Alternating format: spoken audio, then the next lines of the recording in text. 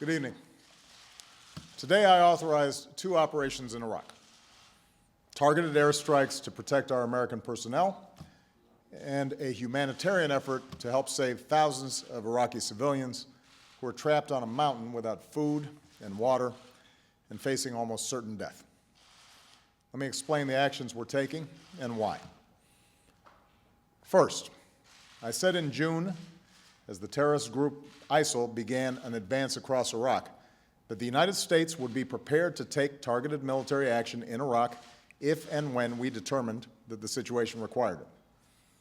In recent days, these terrorists have continued to move across Iraq and have neared the city of Erbil, where American diplomats and civilians serve at our consulate and American military personnel advise Iraqi forces. To stop the advance on Erbil, I've directed our military to take targeted strikes against ISIL terrorist convoys should they move toward the city.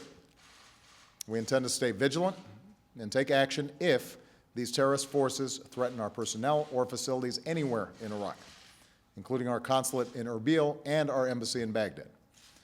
We're also providing urgent assistance to Iraqi government and Kurdish forces so they can more effectively wage the fight against ISIL. Second, at the request of the Iraqi government, we've begun operations to help save Iraqi civilians stranded on the mountain. As ISIL has marched across Iraq, it has waged a ruthless campaign against innocent Iraqis, and these terrorists have been especially barbaric towards religious minorities, including Christian and Yazidis, a small and ancient religious sect. Countless Iraqis have been displaced, and chilling reports describe ISIL militants rounding up families, conducting mass executions, and enslaving Yazidi women. In recent days, Yazidi women, men, and children from the area of Sinjar have fled for their lives, and thousands, perhaps tens of thousands, are now hiding high up on the mountain with little but the clothes on their backs. They're without food, they're without water, people are starving, and children are dying of thirst. Meanwhile, ISIL forces below have called for the systematic destruction of the entire Yazidi people, which would constitute genocide.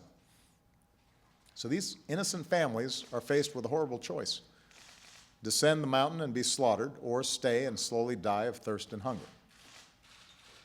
Now, I've said before, the United States cannot and should not intervene every time there's a crisis in the world. So let me be clear about why we must act and act now. When we face a situation like we do on that mountain, with innocent people facing the prospect of violence on a horrific scale, when we have a mandate to help, in this case a request from the Iraqi government, and when we have the unique capabilities to help avert a massacre, then I believe the United States of America cannot turn a blind eye.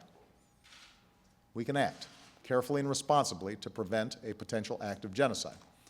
That's what we're doing on that mountain. I've therefore authorized targeted airstrikes, if necessary, to help forces in Iraq as they fight to break the siege of Mount Sinjar and protect the civilians trapped there. Already, American aircraft have begun conducting humanitarian airdrops of food and water to help these desperate men, women, and children survive. Earlier this week, one Iraqi in the area cried to the world, "There is no one coming to help." Well, today America is coming to help. We're also consulting with other countries and the United Nations who have called for action to address this humanitarian crisis. I know that many of you are rightly concerned about any American military action in Iraq, even limited strikes like these. I understand that. I ran for this office in part to end our war in Iraq and welcome our troops home, and that's what we've done. As Commander-in-Chief, I will not allow the United States to be dragged into fighting another war in Iraq. And so even as we support Iraqis as they take the fight to these terrorists, American combat troops will not be returning to fight in Iraq, because there is no American military solution to the larger crisis in Iraq. The only lasting solution is reconciliation among Iraqi communities and stronger Iraqi security forces. However, we can and should support moderate forces who can bring stability to Iraq. So even as we carry out these two missions, we will continue to pursue a broader strategy that empowers Iraqis to confront this crisis.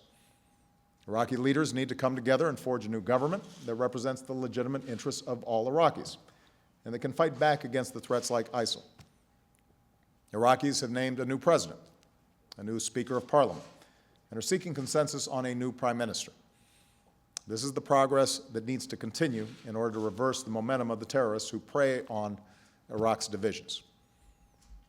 Once Iraq has a new government, the United States will work with it and other countries in the region to provide increased support to deal with this humanitarian crisis and counterterrorism challenge. None of Iraq's neighbors have an interest in this terrible suffering or instability, and so we'll continue to work with our friends and allies to help refugees get the shelter and food and water they so desperately need, and to help Iraqis push back against ISIL.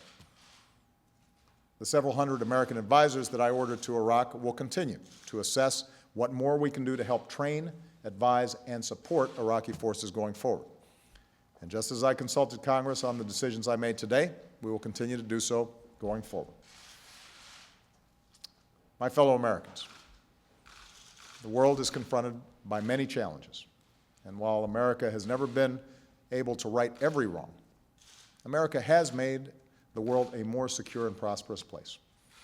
And our leadership is necessary to underwrite the global security and prosperity that our children and our grandchildren will depend on. We do so by adhering to a set of core principles. We do whatever is necessary to protect our people. We support our allies when they're in danger. We lead coalitions of countries to uphold international norms. And we strive to stay true to the fundamental values, the desire to live with basic freedom and dignity that is common to human beings wherever they are. That's why people all over the world look to the United States of America to lead. And that's why we do. So let me close by assuring you that there is no decision that I take more seriously than the use of military force. Over the last several years, we have brought the vast majority of our troops home from Iraq and Afghanistan, and I have been careful to resist calls to turn time and again to our military, because America has other tools in our arsenal than our military. We can also lead with the power of our diplomacy, our economy, and our ideals. But when the lives of American citizens are at risk, we will take action. That's my responsibility as Commander-in-Chief. And when many thousands of innocent civilians are faced with the danger of being wiped out, and we have the capacity to do something about it, we will take action. That is our responsibility as Americans. That's a hallmark of American leadership. That's who we are. So tonight we give thanks to our men and women in uniform, especially our brave pilots and crews over Iraq, who are protecting our fellow Americans and saving the lives of so many men, women, and children that they will never meet. They represent American leadership at its best. As a nation, we should be proud of them and of our country's enduring commitment to uphold our own security and the dignity of our fellow human beings. God bless our armed forces, and God bless the United States of America.